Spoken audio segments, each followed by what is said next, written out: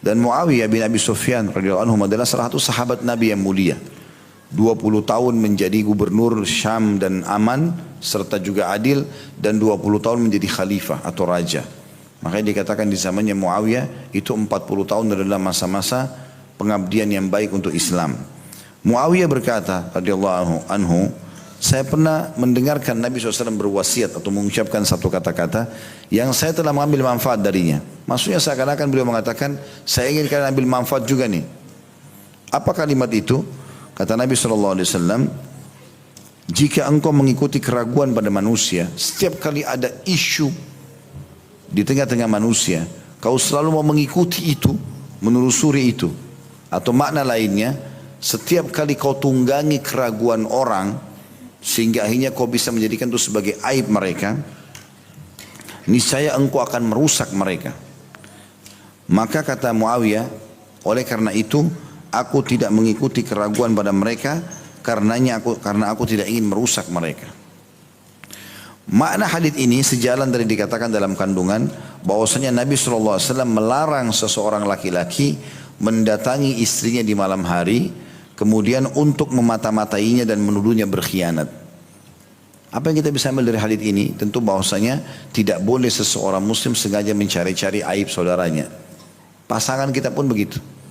Ini kayaknya pasangan saya tenang-tenang saya ini, mungkin ada selingkuhannya nih, misal. Oh mungkin begini dan begitu. Buat was-was, buat masalah sendiri. Saya pernah nasihati istri saya dengan poin bagi saya penting gitu kan. Kadang-kadang ini kayaknya perlu beli obat ini nih, kayaknya perlu obat ini. Terus saya bilang, kenapa? Emang sakit? Enggak. Berjaga-jaga? Enggak, saya bilang enggak perlu. Enggak usah beli obat ini, obat itu. Untuk apa? Kalau kita sakit, ya udah kita obati. Kalau enggak usah. Kenapa melahirkan masalah yang tidak ada? Kan itu tidak ada masalah kan? Kenapa kok kesannya ada masalah? Beranjak dari sini, bibit kecil ini akan jadi besar nantinya. Jadi semuanya diikuti dengan was-was. Semuanya diikuti dengan kecurigaan.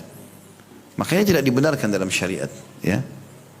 Ada sebuah hadis yang lain berbunyi, kata Nabi SAW, janganlah seorang laki-laki masuk ke rumahnya di malam hari, kecuali dia sudah memberitakan pada istrinya. Lalu Nabi SAW jelaskan sebabnya.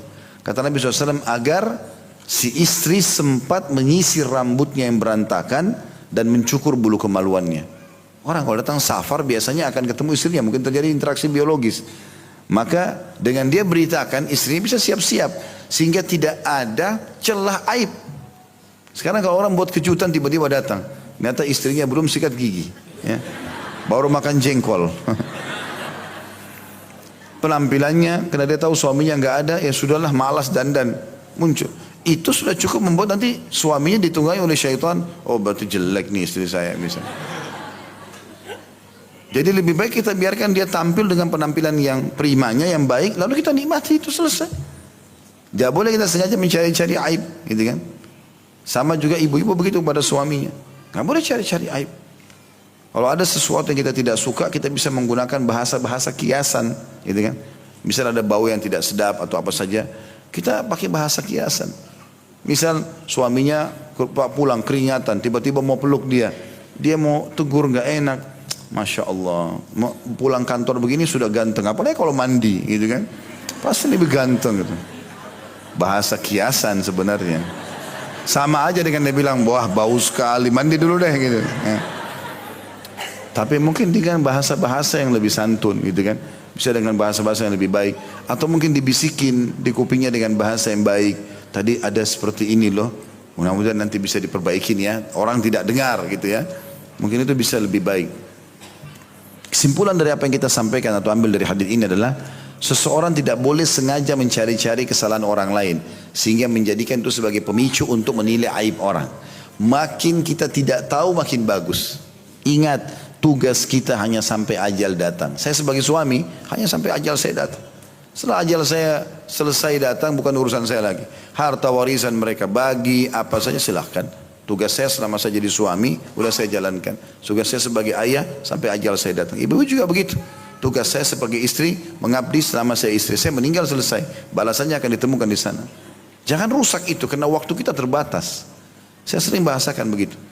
Bahwasanya kepada istri saya katakan itu kepada jemaah juga. Kita cuma sampai bertugas sampai ajal datang. Jangan dirusak ini. Jalankan saya perintah agama semampu kita. Dan jangan korek-korek yang kita tidak tahu. Nggak usah. Sengaja korek-korek, sengaja periksa handphone. Kenapa ini, kenapa begitu. Kau pasti diam-diam nih ada ini. Kadang-kadang tidak ada apa-apa. Lagi minum teh berdua enak. Tehnya manis, enak. Pisang gorengnya enak. Jadi berubah jadi pahit. Karena bertanya pada hal yang tidak perlu. Kayaknya kau nggak pernah cerita soal kantormu deh. Ada rahasia nih ya. Kayaknya kamu keluar kemarin sama temanmu kemana aja tuh. Nah gini dan begitu. Untuk apa ditanya? Nggak perlu, kita nggak tahu, nggak usah.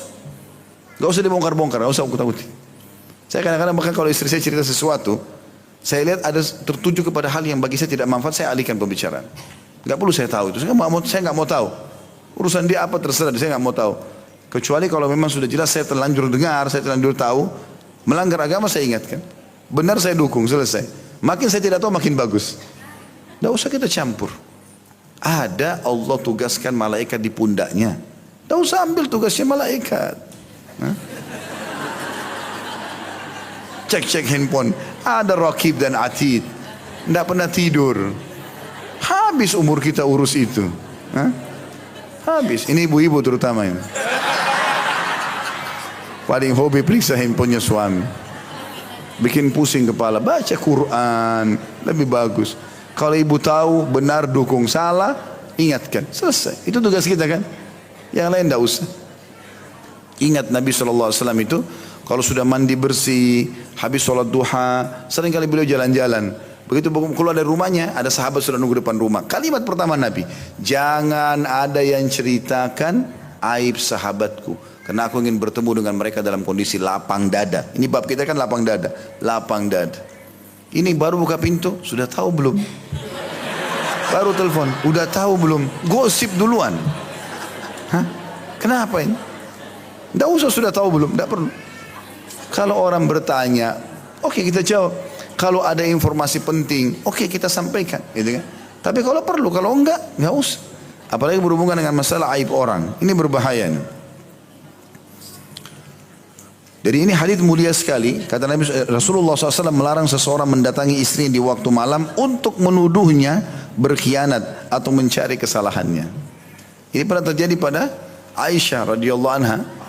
Beliau pernah malam hari terbangun, gitu kan? Kemudian beliau lihat Nabi SAW tidak ada. Maka dia curiga jangan sampai Nabi ke istri lain. Maka dia pun buru-buru bangun, kemudian mencari Nabi. Cari nggak ada. Semua rumah istri yang lain diketuk. Ada Nabi nggak di situ? Ada Nabi nggak di situ? Ada Nabi nggak di situ? Nggak ada. Ini kan malam kau hai Aisyah. Semua rumah nggak ada. Sampai akhirnya Aisyah masuk ke dalam masjid. Baru dapat Nabi dalam masjid. Lagi sholat. Waktu itu kebetulan malam nisfu Sya'ban. Malam pertengahan Sya'ban. Mau Ramadan. Nabi SAW lagi sholat malam gitu kan. Maka masuk dalam masjid. Lalu Nabi sudah tahu nih. Karena nafasnya Aisyah terengah-engah. Masuk ke masjid. Kata Nabi SAW. Kau cemburu lagi wahai Aisyah. Ini waktu sholat malam gitu kan. Akhirnya Aisyah pun hanya malu gitu kan. Jadi tidak harus diikuti dengan kecurigaan. Semua bersangka baik. Allah subhanahu wa ta'ala akan menjaga kita kalau kita menjaga hubungan dengannya.